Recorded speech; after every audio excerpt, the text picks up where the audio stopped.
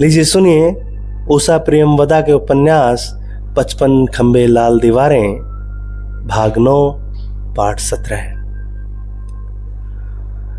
Library में नई किताबें आई थी।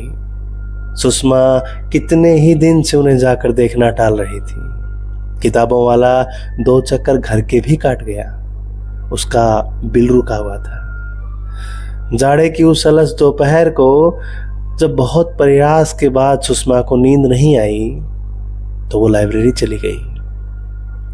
किताबें लंबी लंबी अलमारियों में रख दी गई थी। वह वहीं खड़े खड़े उनके शीर्षक देखने लगी। कभी कभी कोई किताब निकालकर उनके पृष्ठ उलटने लगती। सहसा अपना नाम सुनकर वो स्थिर हो गई। अलमारी की दूसरी ओर 2-3 लड़कियां उसी की बात कर रही थी। उसने उनके स्वर पहचाने। हम लोगों पर अनुशासन रखती है। उस दिन रुन्नू और निक्की के साथ सिनेमा चले गए तो फाइन कर दिया और अपने लिए कुछ नहीं। क्या हुआ? दूसरे ने पूछा। हमें सब मालूम है। आधी रात को वापस लौटती है, खूब मजे करती है। नहीं, मुझे विश्वास नहीं होता। इतनी स्वीट और सिंपल तो है। मत मानो, मिस डेविड ने अपनी आंखों से देखा है और मिस शास्त्री भी जानती है।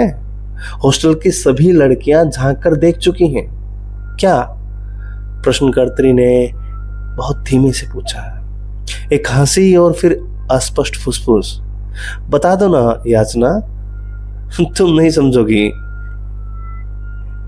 प्लीज देखो, बता दो ना।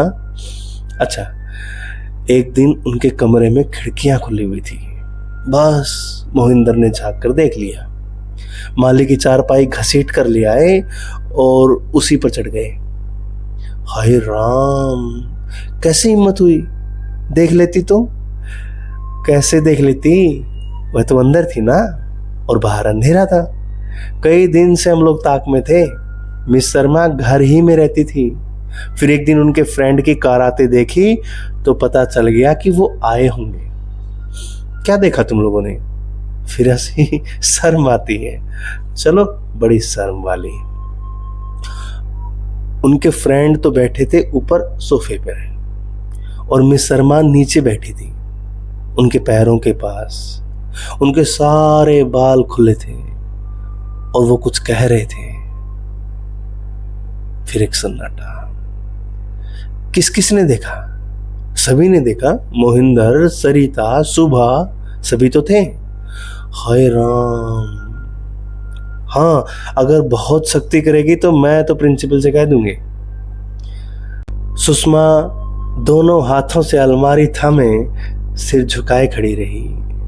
उसके गाल तपने लगे और उसका मन होने लगा कि धरती फटकर उसे निगल ले। जो कुछ उसके लिए अमूल्य था, स्वर्गिक था, दुनिया की आंखों में कितना सस्ता और उपहासास्पद बन गया था। उसकी पलायनवादी प्रवृत्ति ने उसे लड़कियों के सामने जाने से रोका। उसे लगा उसकी सारी शक्ति निचुड़ गई है। न जाने कितनी देर तक वह जैसे ही निष्प्राण टिकी खड़ी रही। उसने लड़कियों के जाने की आहट सुनी। कॉलेज का घंटा बजा और लौटती धूप का एक चौखटा लाइब्रेरी में आकर भूमि पर लेट गया। नई किताबों की पंक्तियां जैसी आंखें थी जो उसे घूर रही थी। उसके कानों में वे काल्पनिक वार्तालाप गूंजने लगे जो हर कमरे, हर क्वार्टर और गलियारे में होंगे। बीड़ी पीते हुए चपरासी और नौकर, आपस में हंसती छात्राएं, स्टाफ रूम में फुसफुस। मिस शर्मा। लाइब्रेरी के चपरासी का स्वर सुषमा के टकराहट से टकरा कर लौट गया। आपकी तबीयत कैसी है? उसका स्वर सहानुभूतिपूर्ण था। सुषमा ने आंखें खोलकर उसे देखा। क्या गुलशन ने भी नील के बारे में सुना होगा? रीडिंग रूम में कोई लड़की है? बड़ी कठिनाई से वो पूछ पाई। कोई नहीं है, आप चलकर बैठ जाइए। सुषमा डगमगाते कदमों से आकर गद्देदार कुर्सी पर बैठ गई। उसने दोनों स्वेद सिक्त हथेलियों से तपते हुए मुख को ढांप लिया। सुषमा, मीरा दी कोई मैगजीन लेने आई थी। सुषमा को अकेली लाइब्रेरी में ऐसे बैठा देखकर वह घबरा गई, पास आ गई। क्या हुआ सुषमा? उन्होंने पूछा। चक्कर आ गया था, सुषमा ने कहा। निमिष मात्र को मीरा दी की आंखों में जो प्रश्न कौंध कर बुझ गया, उससे सुषमा को शरीर में करंट सा लगा। स्वाति एक दिन चक्कर खाकर गिर गई थी। किसी के ये शब्द याद आते ही वह छटपटा उठी। नहीं मीरा दी, नहीं। उसने चीखना चाहा, तब तक गुलशन पानी का गिलास ले आया और मीरा दी ने गिलास थामते हुए कहा, पानी पी लो, पानी पी लो, तभी ठीक हो जाएगी। और जो कुछ क्षण के उस सूक्ष्म खंड में उनके मस्तिष्क में आया था, उसी कारण उनके मुख से निकल गया, हाँ पानी पी लो और चलकर आराम करो, नहीं तो लोग बात का बतंगड़ बनाएंगे। उनके कंधे में सिर गड़ाकर सुषमा जैसे रोई, उससे मीरा दी जैसे स्तब्ध रह गई। गुलशन, जाकर भोरी को बुला लाओ, उन्होंने कहा। चपरासी भागता हुआ चला गया। मीरा दी ने उसके सिसकियों से जर्जर शरीर को बाहों में भर लिया। सुषमा रो रही थी। सुषमा रो रही थी जैसे उसका कोई निकट का आत्मीय मर गया हो। सुषमा रो रही थी जैसे रो रो कर वह वहीं पिघल जाएगी। और मीरा दी शून्य नेत्रों से लाइब्रेरी में लगे कैलेंडर में अब्राहम लिंकन के चित्र को देखे जा रही थी। सुषमा को बिस्तर पर लिटाकर मीरा दी ने उसे रिजाई उड़ा दी और सिरहाने बैठकर उसका सिर सहलाने लगी। भोरी ओठ भींचे चौके में बैठी थी। सुषमा के इतने उद्विग्न होने का संबंध उसने मिस शास्त्री से जोड़ दिया था। एक दिन गर्दन मरोड़ दूंगी बिल्ली की, वह बुदबुदाई। उसने झटका देकर आगे आए बाल पीछे कर लिए और ऐसी शक्ति से बर्तन रगड़ने लगी जैसे शत्रुओं से बदला ले रही हो। सुषमा आंखें मूंदे पड़ी थी, निश्चल, पर उसके हृदय में भीषण मंथन चल रहा था। नील, मुझ पर दुनिया हंस रही है। मेरी छात्राएं मेरे लिए अकथ्य बातें कह रही हैं। सुषमा अपने लिखे इन वाक्यों को पढ़ती रही। फिर उसने कागज की छोटी छोटी चिंधियां की और हवा में उड़ा दी। उसने निश्चय कर लिया। भोरी को बुलाकर कहा, जा इस नंबर पर नील साहब को फोन कर दे और कहना कि बुलाया है। और शाम को डीरेस्ट को गोद में लेकर टहलती मिस शास्त्री इधर उधर बिखरी लड़कियों ने सुषमा को तैयार हो अपने बरामदे में खड़े किसी की प्रतीक्षा में देखा। निश्चय वह कहीं जाने की तैयारी में थी। हल्की पीली बनारसी सिल्क की साड़ी पहनी थी जिस पर चौड़ा गहरा गुलाबी बॉर्डर था। उस साड़ी के साथ उसके सोने के कर्ण फूल बहुत सुंदर लग रहे थे। आज उसने बाल भी नई तरह से बांधे थे। बोहें रोज से अधिक चिकनी और काली, होठ साड़ी के बॉर्डर से सामने रखते गुलाबी। वह बाहर अपने ब्रोकेट के बटुए के फुदनों से खेल रही थी। नील की कार रुकने से पहले ही वह सीढ़ियां उतरकर नीचे पहुंच गई। नील ने पूछा, कहाँ चलना है? कार का दरवाजा खोलकर बैठते हुए वो बोली, बस मोड़ कर ले चलो। खुली सड़क पर आकर नील ने पूछा, कहाँ जाना है सुषमा? कहीं भी नहीं, मैं वहां से निकलकर भागना चाह रही थी। मेरा उस वातावरण में दम घुट रहा है। क्यों, क्या हो गया? उत्तर में सुषमा के होंठ कांप कर रह गए। जो कुछ उस पर बीत रही थी उसे शब्दों में वो कैसे सजाए, अनिरुत्तर रह गई। पर नील से कुछ छुपा ना रहा। मैं किसी की परवाह नहीं करती। मुझे उसका स्वर टूट गया। मुझे दुख है नील कि मैंने इन लड़कियों के लिए कितना किया। जब तक कि कोई बहुत आवश्यक ना हो मैं दंडित नहीं करती। उन्हें प्यार से समझाती हूँ, उनकी सुख सुविधाओं का ख्याल रखती हूँ, और उन्होंने मुझे ये दिया, मेरे कमरे में झांका। कब? उस दिन जब मैं जमीन पर तुम्हारे पास बैठी थी, और अब हर जगह यही बात हो रही है। सुषमा ने रुमाल निकाल कर आंखें पोंछी। नील बहुत गंभीर हो आया। मुझे कहाँ ले चल रहे हो? घर? घर? हाँ, चाची से तो तुम मिली ही हो ना, वहीं कुछ देर बैठेंगे। पर नील ने घर पहुंचकर पाया कि उसकी चाची और चाचा क्लब जा चुके हैं। उसने सुषमा को ड्राइंग रूम में बैठाया और स्वयं कपड़े बदलने चला गया। उतनी देर में सुषमा ने अपने ऊपर काबू पा लिया। रुमाल से मुंह पोंछकर वह साड़ी की परत ठीक करके बैठ गई। जब नील कुछ देर में लौटा तो सुषमा मुस्कुरा रही थी। केवल उसकी आंखों में गीलेपन का काजल सा लगा था। तुम्हें सर्दी लग रही होगी?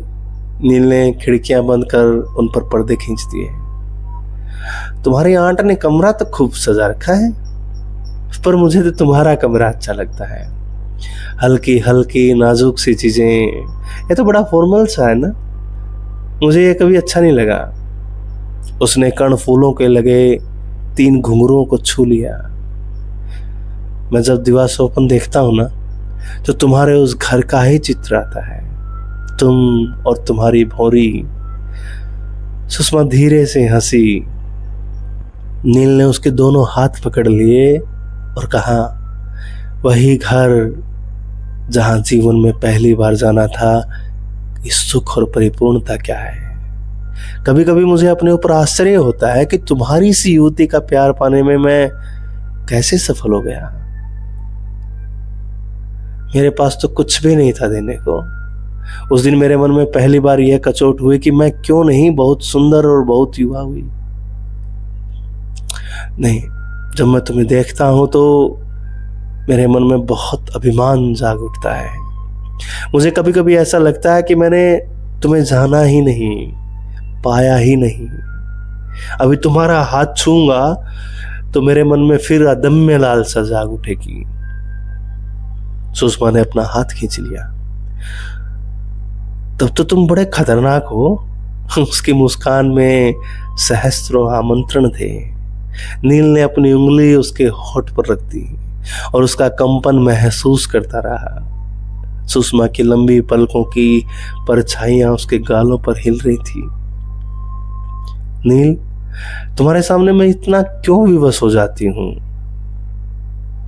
मैं सब भूल जाती हूं, वह सारी पीड़ा, सारी कचोट, सब। पास के कमरे में फोन की घंटी बज उठी। सुषमा ने आंखें पूरी खोल दी। मेरा मन इन सबसे कहीं दूर दूर जाने का होता है। थक गई हूं। मेरे साथ चलो। कहाँ ले चलोगे? कहीं दूर, इन सब से बहुत दूर ले चलो। मैं राजी हूं। मैं तुम्हें घर में बंदी कर रखूंगा, जिससे किसी की दृष्टि भी ना पड़ सके। मुझे डर लगता है कि तुम मुझसे छिन न जाओ। तुम्हें डर लगता है? डर तो मुझे लगना चाहिए कि कहीं कोई 18-20 बरस की सुंदर लड़की तुम्हें छीन न ले। पगली, नील ने कहा।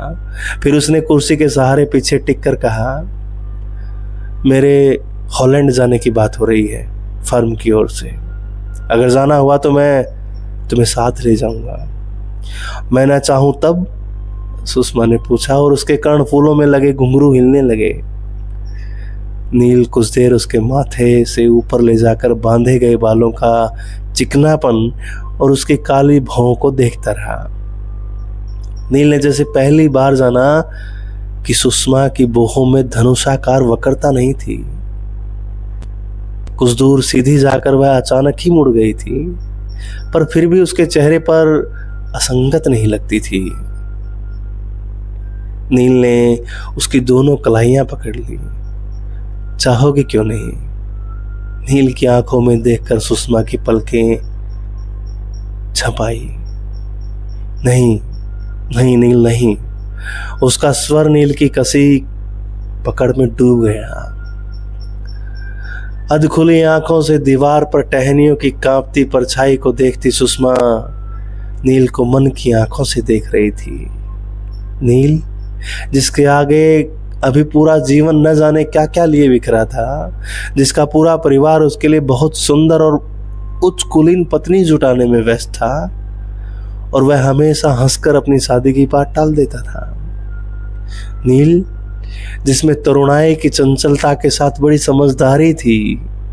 नील जिसने उस समझदारी के साथ कुछ सपने भी संजो रखे थे और उसे पूरा विश्वास था कि वो सपने पूरे भी होंगे। सुषमा ने करवट बदली। बाहर हवा ने पेड़ों की नग्न टहनियों को झकझोर दिया। सुषमा को लगा जैसे वह सरसैया पर लेटी है, बुरी तरह बिंधी हुई, दारुण यंत्रणा से छटपटाती हुई। उसके चारों तरफ का वातावरण उसके हृदय पर ऐसा भारी बोझ बनकर जम गया था, जिसमें नील का स्पर्श, नील की आंखों की कोमलता धुंधली पड़ जाती थी। दुख के इन क्षणों में वह नितांत अकेली थी और आंखों की सजलता में उसे नील का बढ़ा हुआ हाथ भी दिखाई नहीं दे रहा था। सब कुछ कहाँ डूब गया था। जीवन के प्रति उत्साह, परिवार के प्रति मोह, फूलों के रंग, सब। सुषमा अकेली थी, अपने दुख, अपमान और लज्जा की गहराइयों में भटकती हुई, आर्त चित्कार करती हुई सुषमा। कभी कभी नील का चेहरा चेतना में उभर आता और सुषमा की यहाँ सांसें सीने में चुभने लगती। जब से भवंडर उठ खड़ा हुआ था, तब से उसने नील में एक बहुत बड़ा परिवर्तन देखा। वह जैसे सुषमा से कितना बड़ा हो गया था और सुषमा ने हार थक कर अपना बोझ उस पर डाल दिया था। नील उससे बात करता तो ऐसे स्वर में कि सुषमा एक आहत शिशु है। उसने अपनी इच्छाओं को सुषमा की मनस्थिति के अनुसार ढाल लिया था। कभी कभी पूरी शाम वे दोनों चुपचाप बैठे काट देते। सुषमा रह रह कर सिसक उठती और वह मौन बैठा उसके बालों को सहलाता रहता। कभी सुषमा मुस्कुराती हुई उसकी ओर बढ़ती तो एक क्षण में नील के स्वभाव की सारी चंचलता लौट आती, और कभी स्वयं समर्पित सुषमा की भावनाओं का प्रतिदान देते हुए उसकी आंखें ऐसी कोमल हो उठती कि सुषमा से वह दृष्टि सही नहीं जाती।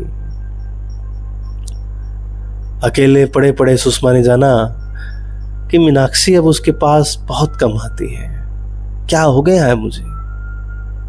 सुषमा ने मुझे अपने आप से कहा, संग साथ नाते रिश्ते सभी छोड़ बैठी हूं। मीनाक्षी के साथ हर वक्त उठना बैठना था। अब मुझे ख्याल ही नहीं आता कि मीनाक्षी का क्या हाल है। कितने ही दिन हो जाते हैं घर खत नहीं लिखती।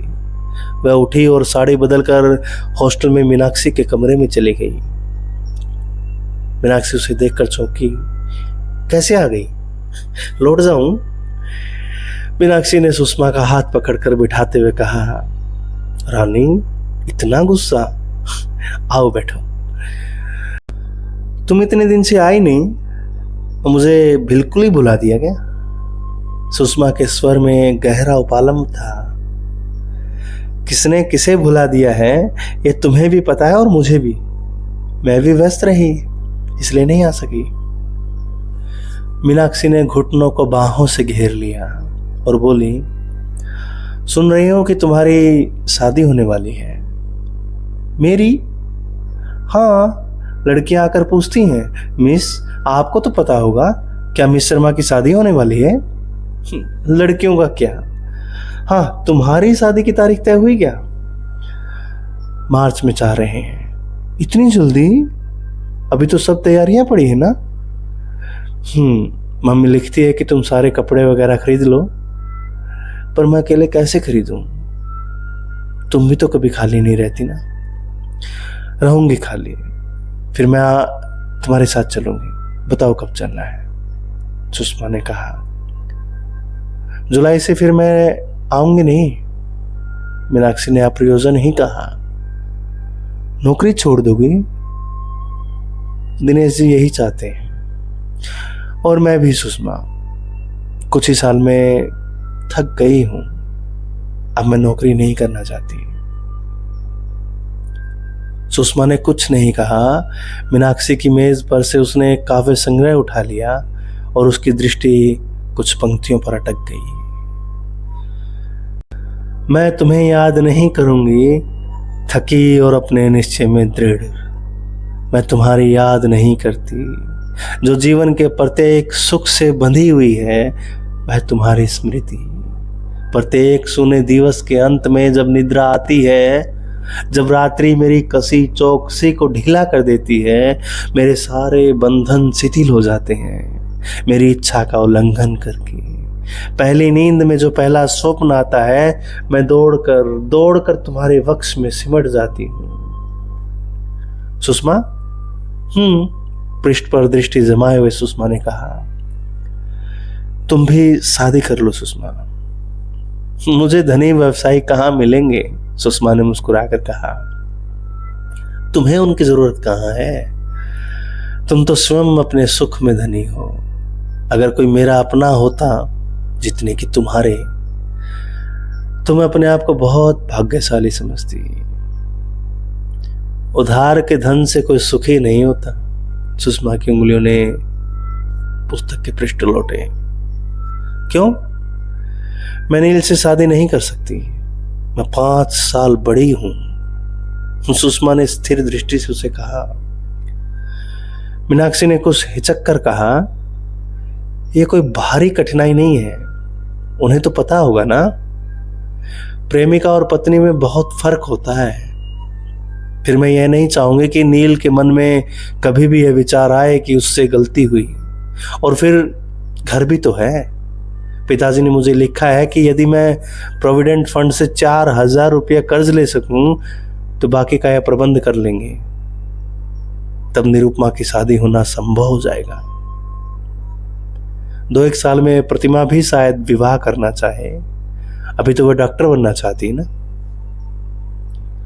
पर ये कब तक चलता रहेगा? तुम अपने बारे में भी तो सोचो। मेरी निष्कृति की कोई संभावना नहीं है मीनाक्षी। 45 साल की आयु में मैं भी एक कुत्ता या बिल्ली पाल लूंगी, उसे सीने से लगाकर रखूंगी। बात यह है मीनाक्षी कि मैं नहीं चाहती कि जो कुछ मैंने देखा और सहा वही मेरे भाई बहनों के सामने आए। मैं तो मन महसूस कर रोकर रह जाती थी। कभी वह दिन भी था जबकि मेरे पास केवल 6-7 धोतियां थी, जिन्हें धोकर सुखाकर मैं कॉलेज पढ़ने जाया करती थी।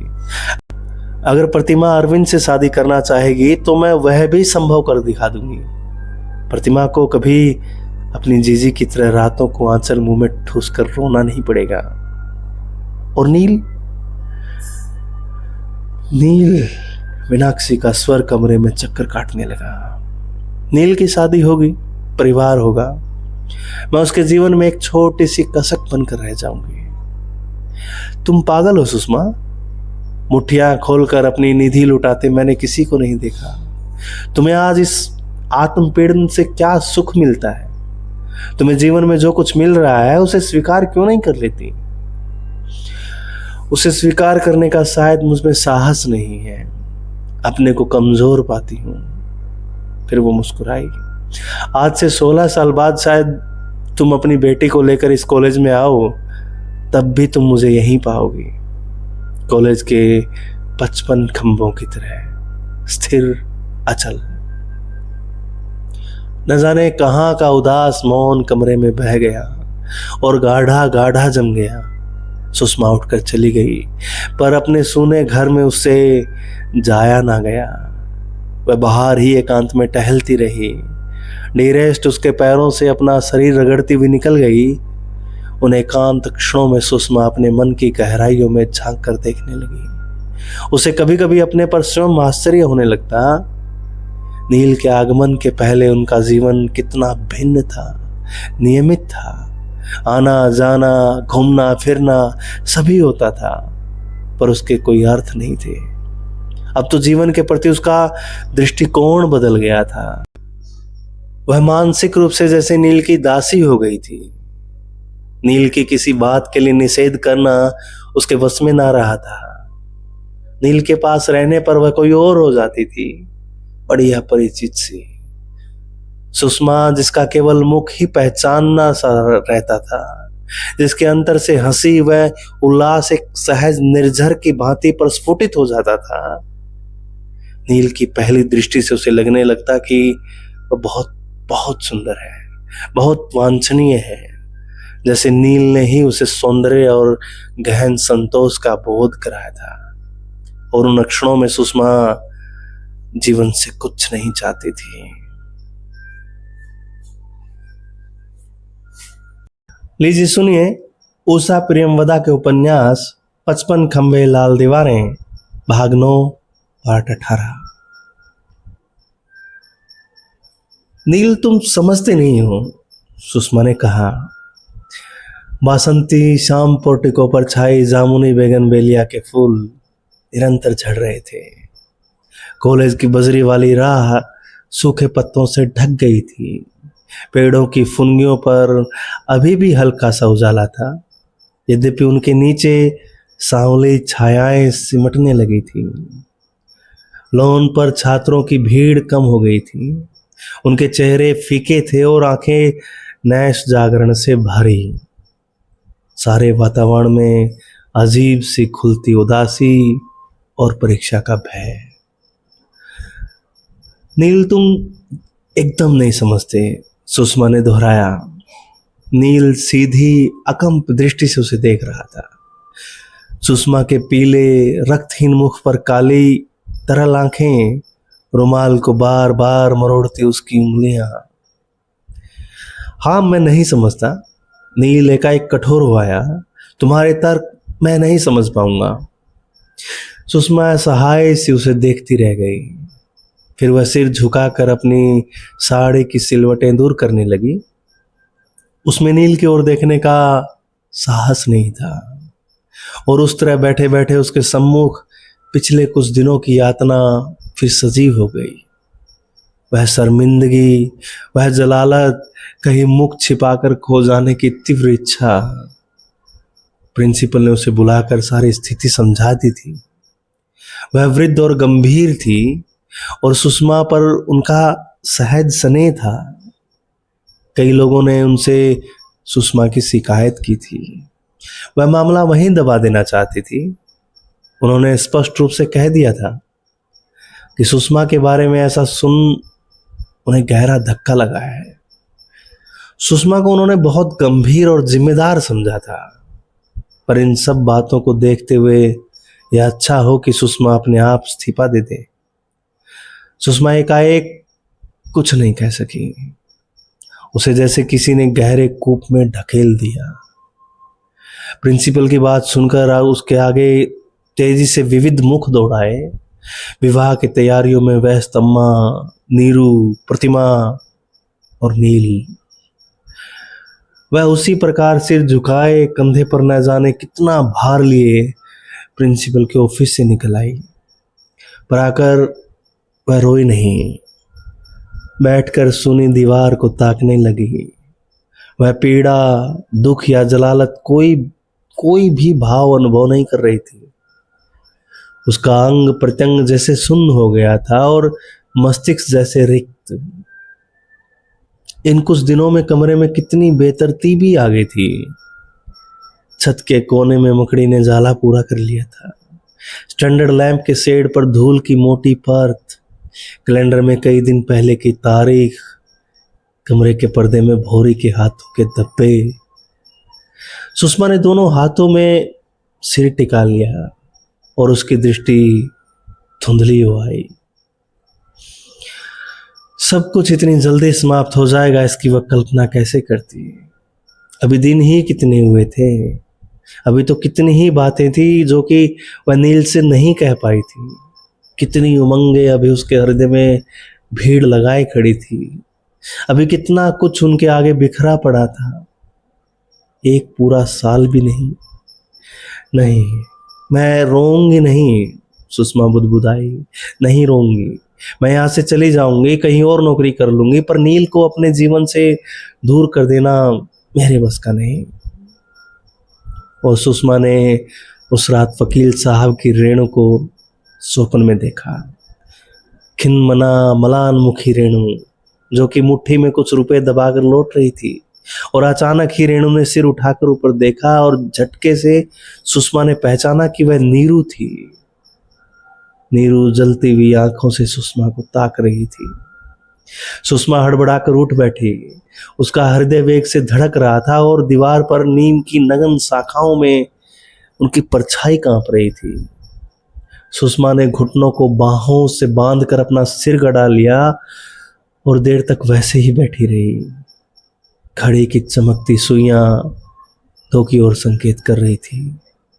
सुषमा कुलाकर उठ खड़ी हुई थी। उसने खिड़की की छड़ों पर अपना माथा टिका दिया। ठंडे लोहे के स्पर्श से उसके सारे शरीर में सिहरन सी दौड़ उठी। खुली खिड़की से हवा न जाने कौन कौन सी सुगंधें समेट कर अंदर आकर ठिठक गई। दूर कहीं दो लड़के, सड़क पर एक कुत्ता भौंक उठा। चौकीदार ने आवाज लगाई। हॉस्टल की सारी बत्तियां बुझ चुकी थी। सुषमा आंखें फैला फैला कर उस अंधकार में कुछ देखने लगी। उसकी उंगलियां आगे बढ़ी और किसी को बिना छुए लौट गई। उसने पहली बार अपने अकेलेपन का इतना एहसास हुआ। उसे लगा सब कुछ उसे अकेले ही झेलना है। एक बड़ा सा आंसू सुषमा के गाल पर फिसल आया और नील था कि इस समय एक आहत शिशु की तरह भर्त्सनापूर्ण नेत्रों से देखे जा रहा था।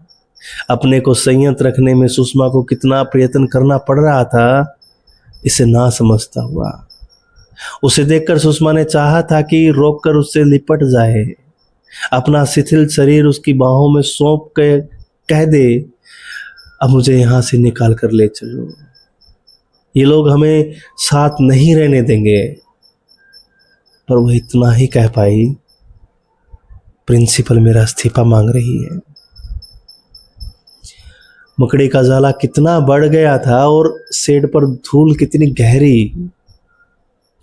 तुम परेशान क्यों हो? नौकरी तो तुम्हें छोड़नी ही थी ना? नील ने कहा। क्यों? नौकरी छोड़कर और क्या करूंगी? सुषमा ने समझकर भी ना समझना चाहा। नील का स्वर मृदु था। तुम समझती हो कि मैं तुम्हें शादी के बाद नौकरी करने दूंगा? ओह नील। सुषमा का स्वर एक घातक घायल की चीख थी। क्यों? नील ने झुककर उसके दोनों कंधों पर हाथ रख दिए। सुषमा उस स्पर्श को बुलाना चाह रही थी। मैं हाँ, आई कांट मैरी यू, तुम जानते हो ना नील, सुषमा ने अटकते हुए कहा। नील का चेहरा जैसे प्रस्तर खंड से तरासा हुआ था। सुषमा ने अपनी उमड़ती भावनाओं को शब्दों में ढालने का प्रयास करते हुए कहा। पहली बात तो नील यह है कि मेरी बहुत जिम्मेदारियां हैं। तुमसे तो कुछ भी छिपा नहीं है ना। पक्षाघात से पीड़ित बाबू, 2 बहनें और भाई, सब मुझे ही करना है। नील ने हल्के से अपना हाथ उसके कंधे पर रखकर कहा, वे जिम्मेदारियां मेरी भी होंगी ना। तुम्हारे भाई बहनों सबके लिए सब कुछ वैसा ही होगा जैसे होता आया है। सुषमा उसके दृढ़ गंभीर चेहरे की ओर देखती रही। नील के प्रति स्नेह की एक नई लहर उसके पांव उखाड़ गई।